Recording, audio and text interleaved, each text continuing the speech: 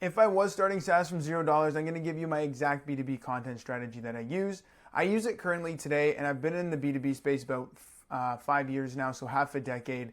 I've had lots of failures. I've had some pretty good successes in terms of content marketing. So I packaged up this video today to give you a straight pipeline method or a straight line method to avoid all the things that I did that didn't work and also what did work. If you're new here, I'm Matt Salesio, founder of Hive Agency. We work with a lot of SaaS companies in terms of content marketing, but if you're also in tech or you run an agency that's B2B, a lot of these things will be applicable to you. So just see how the examples we use today are relevant for your business. And then, we're just going to dive right into it. Very raw, very organic, and we'll stop digressing. Let's get into the first thing that I would do. So this is the starting point. I'm going to pop down here, and I want to talk about your ICP. As I know you're going to say something like, we know who our ICP is. We want X amount of people in X industry. There's a range of revenue that they probably make, company size, all that good stuff, which is great, even if you're talking about location and geographically where they are. That's great, but that's where a lot of ICP definitions and segmentation really stops. We see that with a lot of people. There's much more deep layers that you need to uncover for your ICP in order to make content marketing effective. And those 4 things that I've discovered over the years are listed right here. So number 1, pain points. Number 2, limiting beliefs, common objections, and their dream state. Now, these are things like, I'll give an example. There's me, looking good as always, of course. I have to give that to myself. These are the things that you need to define right from the beginning. So as an example, for myself personally, if I was, let's say, a SaaS founder, or let's say I'm serving somebody that is in fintech. Let's just say we're in fintech. I would see what are the things on my demos and on my sales calls. What are these prospects complaining about the most? Is it the fact that they've tried something in the past and they've been burned and that's a reoccurring theme?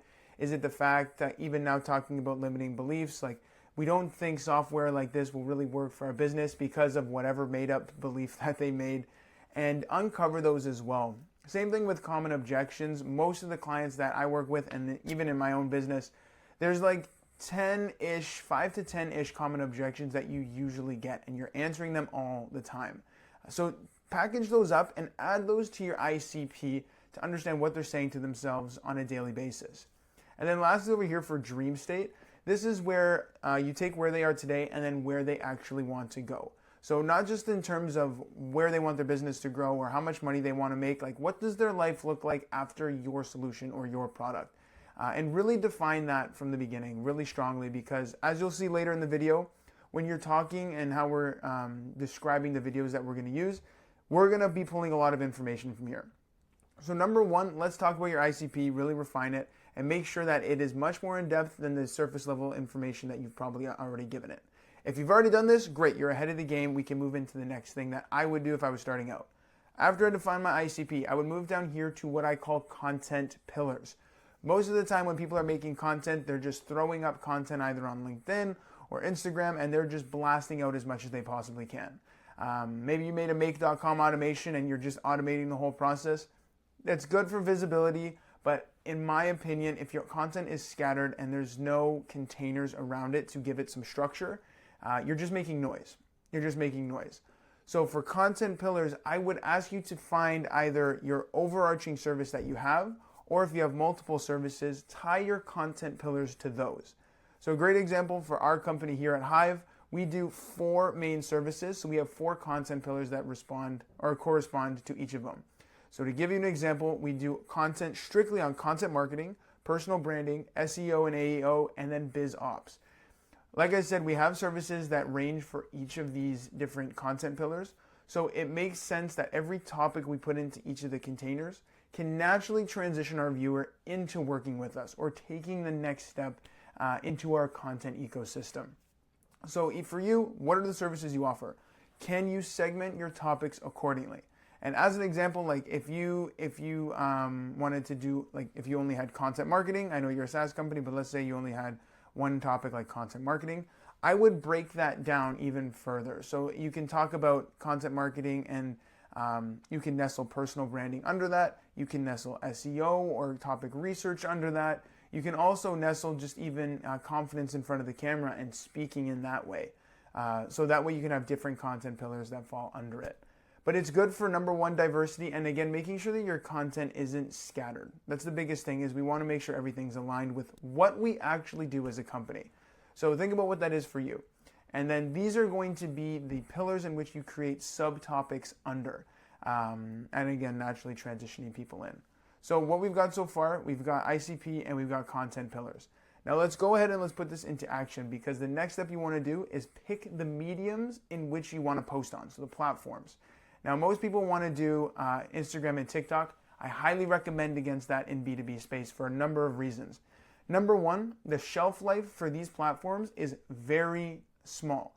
If you post an Instagram reel or a TikTok, even if it does really well, if let's say it goes viral, which most of the time it doesn't, you may have like 72 hours FaceTime with people online, and you have only about 60 seconds worth of bandwidth to deliver some value to them.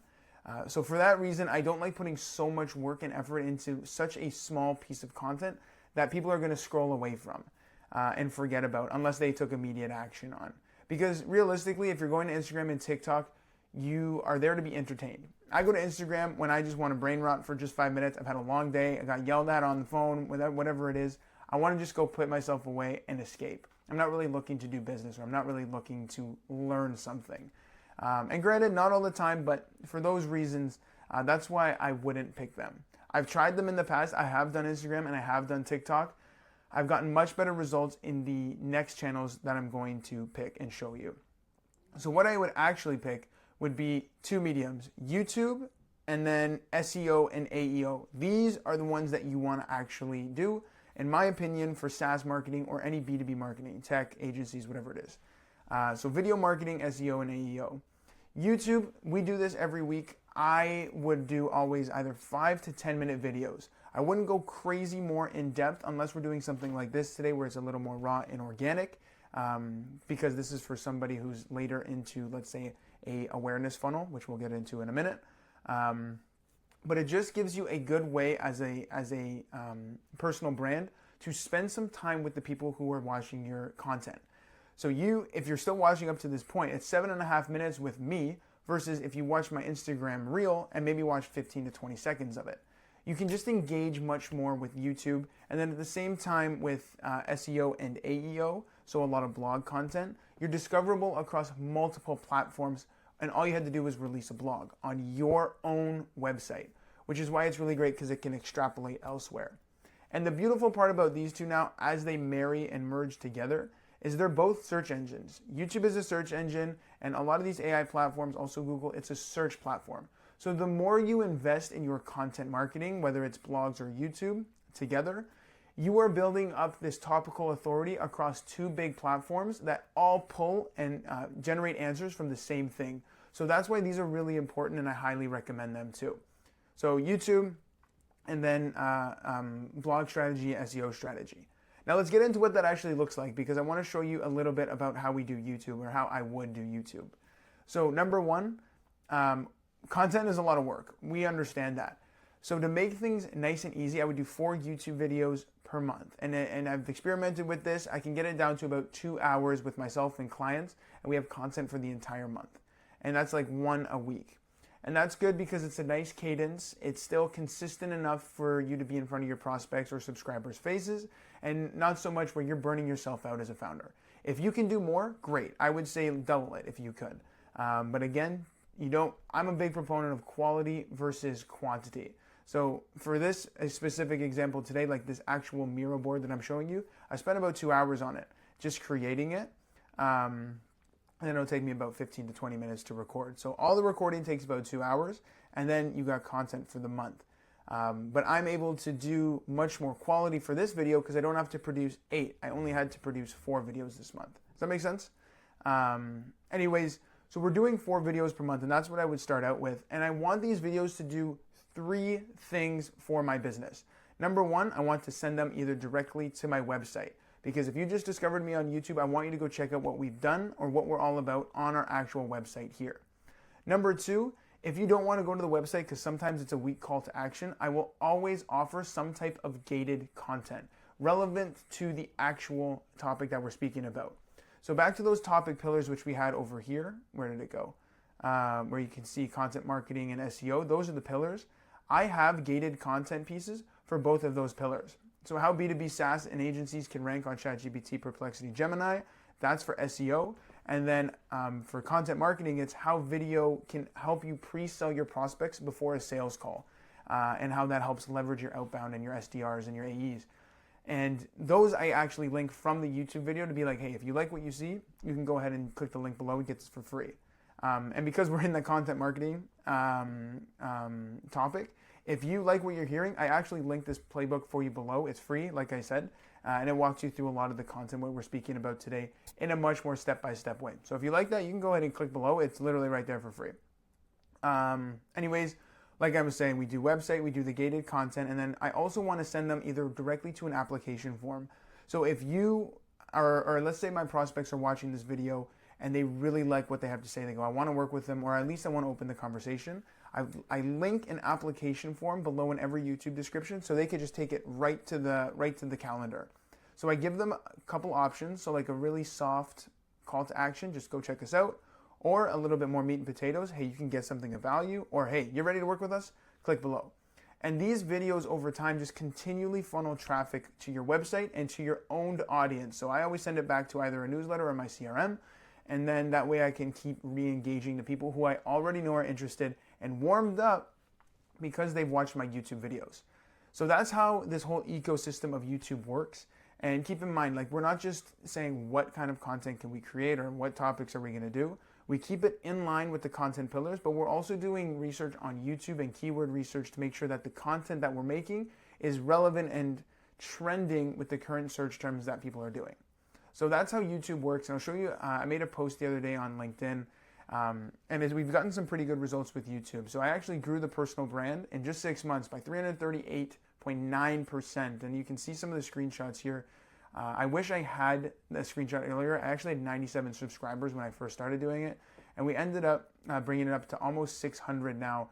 And you can see we get some pretty consistent views organically with a lot of the content. So imagine all these people continually watching your stuff, continually watching your content in a search engine way. Like, these people have intent, they're looking for you, and your videos are just warming them up in real time. We also did the same thing with one of our clients, Bob. He works in RevOps, and he came to us. He actually had 5 subscribers when he started, and we brought him all the way up to 130, and we did that with just 8 videos. So I think that was, I made a comment here, 2,500% increase, which is absolutely insane. And granted, you might be thinking, I made another comment here, like, yeah, that's only 130 subscribers, but even though he was able to like 2,500 or 25x his online personal brand, he built the authority, he built the brand, and he built credibility. And he even tells me when he has prospects come on his sales calls, they mention his videos to him. They say, hey, I saw your videos. I already learned a little bit more about this. I'd rather spend some more time here on the call.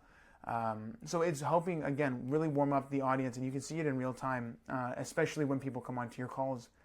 And this is really important too, because even though you're not, or even let's say you can't directly track how many people came from YouTube videos or how many people came from X, Y, and Z channels, you need to know that it takes 1 to 50 touch points for a customer to buy from you. I made this point here very clear, or very in your face, because most SDRs or most outbound or most founders, when they have outbound, they make the call, they assume the lead's not interested on the first touch point, and then they assume they're dead on arrival.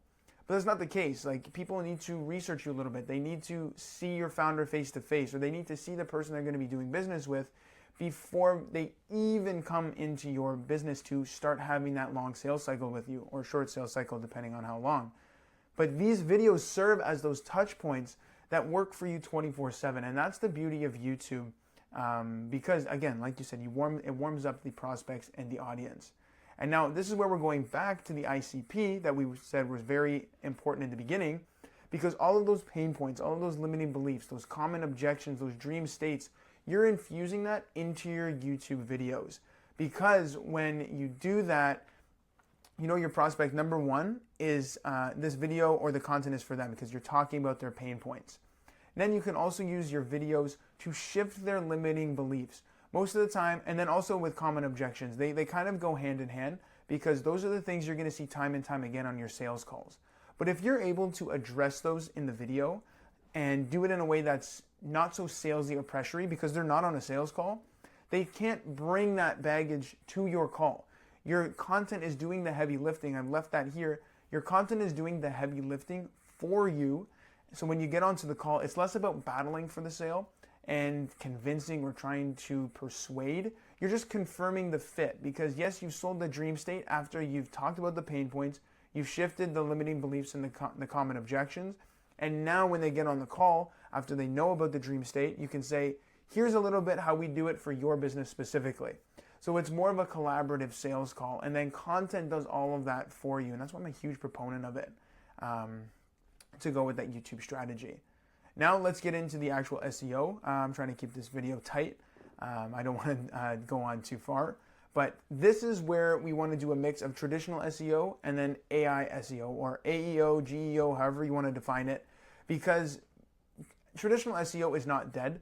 49% of all search traffic or search answers and prompts that these AI platforms spit out are from blogs. So we need to make sure that we're taking the best of both worlds from the traditional aspects of SEO with blog content and schema markup and headings and all that good stuff, and make sure that we're bringing that into the age of AI. And that's why I like to do a mix here, AI content and blog posting.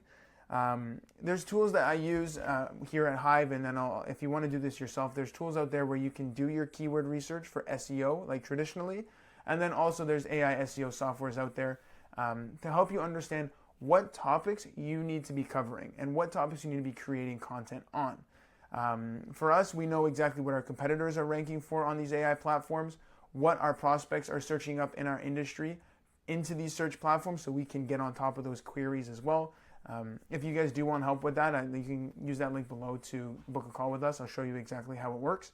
But if not, you can find a lot of different softwares out there that can help with that.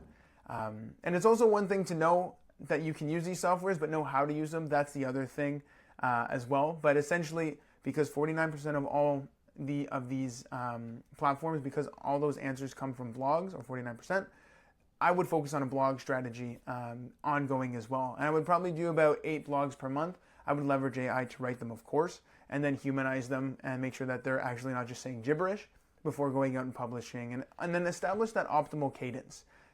Again, don't burn yourself out.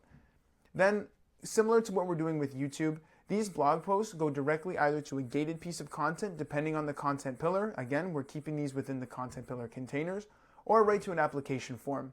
Because people, when they're searching for these kinds of things versus TikTok and Instagram, people are searching with intent. So we want to make sure we're capturing them when they're in hyperactive either buy or research mode, and then funnel them again into our newsletter or our CRM.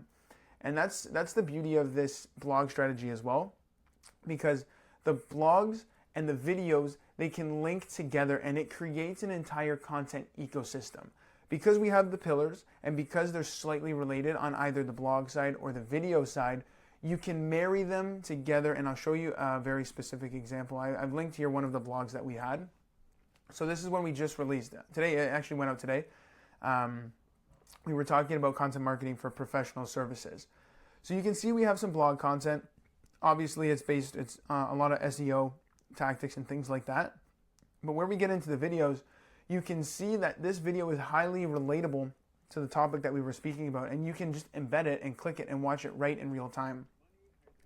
And that's good, number one, because it gives different dynamic to your content, and you're also creating a nice backlink strategy from YouTube over to your website, and that builds your site's domain authority because you're getting external links to your website. Also, same thing over here. You can see it in real time. This, I believe, will take you right to our homepage, and then where they can go in contact and learn a little bit more. So you're bringing them from a random search all the way onto your content that has dynamic content, and then over to your actual sales funnel, which is the beginning of the website. So you can see how those two together, they're very powerful. And when you do it over time, you're just building this huge, huge ecosystem that's just going to compound over time. But now there's one last final essential element that is really important that you should not forget when you're building all of this out. And that comes over here to the buyer stages and journey. Now, if you're not familiar with this, this is something I wish I learned at the beginning when I was making content, is not every content is made the same, or not every piece of content is made the same. And what I mean by that is if you get somebody who just discovered your page, they're very unaware of who you are, what their actual legitimate problem is, because they know they have a problem, but they don't know what the problem is. And then it'll slowly transition them up the stages here. So they can go from unaware, and once they learn about your content, they become more solution aware. Okay, something exists out there to help me solve my problem. Then they move into product aware. Okay, these are the things that specifically help me solve my problem. All the way to I'm ready to take action on whatever solution it is based on all of the information that I have. So these are almost similar to a content pillar, but it's just the style of content that you're going to be doing, or the style of topic. So you can still make YouTube videos that have scripts, or they have looms like this, which is perfect. But the topic you select, I'm going to show you examples of how I do this with my content now, and exactly, I would just repeat this process, okay? So for unaware, let's just say the prospect has no idea what their problem is, or what the actual root of the problem is, I should say. Let's say for my clients or my prospects, I would say, hey, you're tired of inconsistent leads. Here's what you're missing. It's very upper funnel. It's very broad. The prospect or the viewer knows, hey, I'm tired of inconsistent leads. I'm probably missing something. And then here's what you're missing. That's when I'm going to address the root of the problem. So the root of the problem, moving them over to solution aware, would be content marketing. So the content that converts, aka like lead gen, or helping them take the next step in the sales process. This is now moving them over or through that ladder of unaware to solution aware. Then once I tell them about how content works and how that can really help their business and their lead gen, I would now make a video over here where they're more product aware. Hey, steal this B2B content marketing strategy designed for SaaS founders. It's such a level of specificity that they now know about the specific solution. So they're going to be searching up content marketing strategy. What can SaaS founders do in terms of marketing and content and videos? So you can see that we're slightly just moving them up the wheel. So we just addressed there's a root issue. We addressed what the root issue was. And then now we're saying here's a specific solution in which you need to solve that root problem. And it's very subtle. It's very subtle in the way that you do it. And then finally, once they watch a lot of the content that is over here, which is product aware, they become ready to buy. So they've done their research, they've moved up the ladder, and this is when you make videos like this. This is practically like a VSL in disguise, but much more subtle. Like we made a video why most video agencies waste your time and what we do differently. And then this is all tying on the fact that we know that our prospects have been burned in the past. They've wasted thousands of dollars. They just got a bunch of BS AI gen content that looked like shit. And we address that in real time. So when they are ready to buy, they know who we are. They know what we offer. They know exactly who we help and how we help them. And then now we're just prompting them to take the next logical step, which is working with us. And it's very subtle in the way that you do this. And I want to be mindful of something really important. This strategy is like antiviral in terms of we're not making videos to go viral. We're not making videos for hundreds of thousands of views, because the more specific your content can be, the more engaged your actual buyer is going to be. I don't give a shit if my video gets 5,000 views, but nobody clicks a link onto my website. That's just vanity. It's helping nobody. But if I can get, let's say, 200 views and I get 5 website visits from that, and then 1 converts into a sale for every 200 views, that's perfect. That's exactly what you're looking for. I'm trying to move the prospect up the pipeline here in terms of when they're ready to buy. And that's exactly what I would do if I was starting SaaS from zero. If I was going to make that exact B2B content strategy, I would do these things, and we're going to do it quick recap in order. Define the ICP, but those 4 specific things, not just the generic ones we do. I would establish my content pillars related to the services in which I provide. I would choose the channels that I would do, which would be YouTube, and then SEO, either organic or paid for the YouTube as well. I would break down into 4 videos per month, linking them all back to either my opt-in, my website, or my application form. And then I would do the mix of the blog strategy here, which is AI content and traditional SEO, and I would marry those 2 together. And then also link them back to either my opt-in or my application form, and then link them together with the videos to make sure there's a good content ecosystem. And then lastly, I would make content that's tailored to each stage of the buyer to move them psychologically and subtly all the way to the end till they're ready to buy. So there's the content, folks. If you like what you had to hear, again, there's a free playbook below that you can grab that gives you this action plan so you can put this into practice. If you do want to have a conversation with myself or someone on my team, my website's below. The link to book a call with us is below. I'm happy to walk you through it. I'm happy to show you where there's some gaps in your marketing, how I would actually build a content strategy for your specific business, whether you're B2B SaaS or tech or a marketing agency. If you're a founder who wants to build their personal brand and infuse all this, of course, this is something we do daily. So feel free to reach out, and then we can have a good conversation about what we can do. Anyways, folks, thank you for tuning in. I'm Matt from The Hive, and we'll see you next time here on the channel or on that call.